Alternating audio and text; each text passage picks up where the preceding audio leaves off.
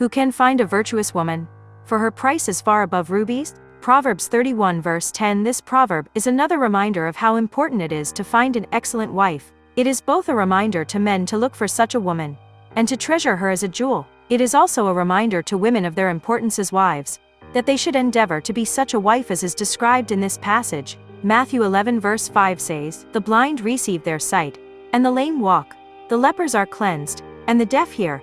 The dead are raised up, and the poor have the gospel preached to them." It is only the blind, lame, leprous, deaf, and dead who could receive healing, cleansing, and resurrection. The well had no need of it, and it is only those who are spiritually blind, cripples, lepers, deaf, and dead who receive miraculous spiritual intervention. And it is only those who recognize their spiritual poverty who are receptive to the gospel message.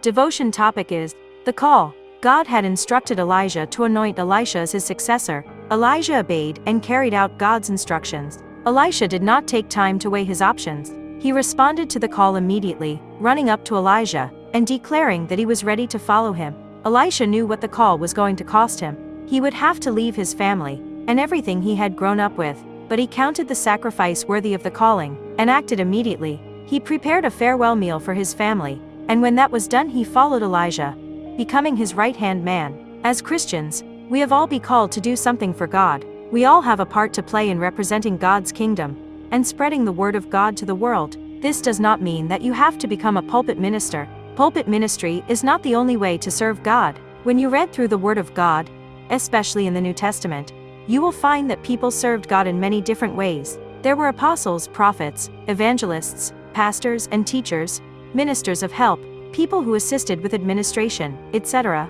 It is the same for today. God has called you to be a part of His kingdom, and He has also assigned you with tasks. The call will come with a cost. A life of responsibility and service comes with a number of sacrifices that need to be made. There are habits you will need to drop.